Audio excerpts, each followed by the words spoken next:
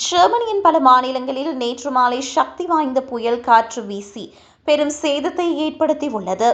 சூறாவளியினால் மரங்கள் சாய்ந்தும் கடுமையாக வீசியமையினால் மக்களின் இயல்பு வாழ்க்கை கடுமையாக பாதிக்கப்பட்டுள்ளது. ரைன்லேண்ட் பாலட்டினேட் மாநிலத்தில் வால்ட்ராஃப் பகுதியில் இரு பெண்கள் சுற்றுலா சென்றபோது திடீரென புயல் தாக்கியது. அவர்கள் பாதுகாப்புக்காக ஒரு கூரை அமைப்பின் கீழ் நின்றபோது அங்கு நின்ற பெரிய மரம் சாய்ந்து அவர்கள் மீது விழுந்தது. இந்த விபத்தில் 58 வயதுடைய பெண் சம்பவ இடத்திலேயே பரிதாபமாக உயிரிழந்தார். அவருடன் வந்த 47 வயதுடைய தோழி படுகாயங்களுடன் மீட்கப்பட்டு அருகிலுள்ள மருத்துவமனையில் அனுமதிக்கப்பட்டார்.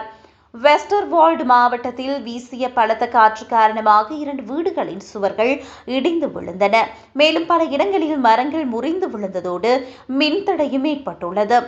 A61 நெடுஞ்சாலையில் காற்று தாங்காமல் லாரி ஒன்றும் கவிழ்ந்தது. பிராண்டன்பர்க் மாநிலத்தில் ஃபர்ஸ்டன்வால்டி நகரில் சக்தி வாய்ந்த சூறாவளி தாக்கியதை ஜெர்மன் வானிலை ஆய்வு மையம் உறுதி செய்துள்ளது. இதனால் வீடுகளின் கூரைகள் பறந்ததோடு கார்கள் மீது மரங்கள் முறிந்து விழுந்தன. ஹெசே மாநிலத்தில் உள்ள வெட்ஸ்லார் பகுதியிலும் சூறாவளி காற்று வீசியது. இதனால் அங்குள்ள சுமார் 60 வீடுகள் சேதமடைந்தன. சில வீடுகளின் முழு கூரைகளும் தூக்கி எறியப்பட்டதால் அவை வாழ்வதற்கு தகுதியற்றவையாக மாறியுள்ளன. பவேரியா மாநிலத்தின் கீழ் பிரான்கோனியா பகுதியின் புயல் காரணமாக கார்கள் சேதமடைந்தன.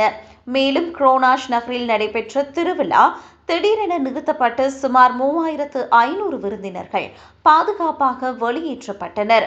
ஜெர்மனியில் அடுத்து வரும் நாட்களுக்கு மழை மற்றும் இடிமின்னலுடன் கூடிய புயல் தொடரும் என்று வானிலை ஆய்வு மையம் எச்சரித்துள்ளது.